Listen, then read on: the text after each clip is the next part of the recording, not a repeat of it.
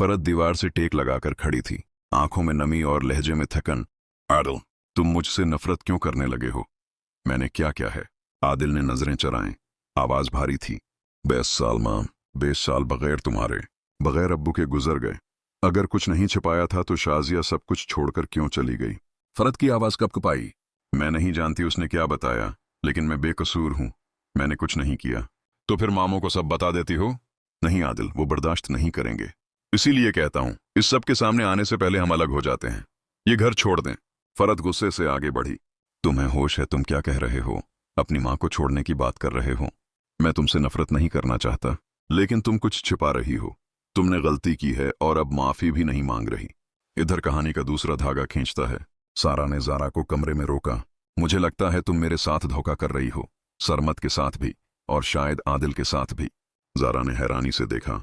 क्या कहने का मतलब है तुम्हारा? सच सच बताओ, क्या तुम आदिल से मोहब्बत करती हो? कभी नहीं। वो तुम्हारा है, मेरी बहन हो तुम। मैं तुम्हारे हक पर डाका नहीं डाल सकती। तो फिर आंखें क्यों कुछ और कहती हैं? सारा, बस कर दो। मैं चाहती हूं तुम्हारी शादी आदिल से हो और मैं वापस हैदराबाद चली जाऊंगी। सारा खामोश हो गई, मगर दिल का वसवसा जबान पर आ गया। क्यों लगता है कि तुम्हारे अल्फाज और तुम्हारी आंखें एक जैसा नहीं कह रही? जारा ने धीरे से कहा। कह सकती हो जो दिल चाहे, लेकिन मैं झूठ नहीं बोल रही, और अब इस बारे में कुछ नहीं सुनूंगी। ये कहानी एक धुएं में लपटे सच की है, जहां हर किरदार रोशनी में आते ही अपना अक्स बदल लेता है। आपको क्या लगता है? 1, क्या फरत वाकई सच्ची है या कोई गहरा राज छिपा रही है?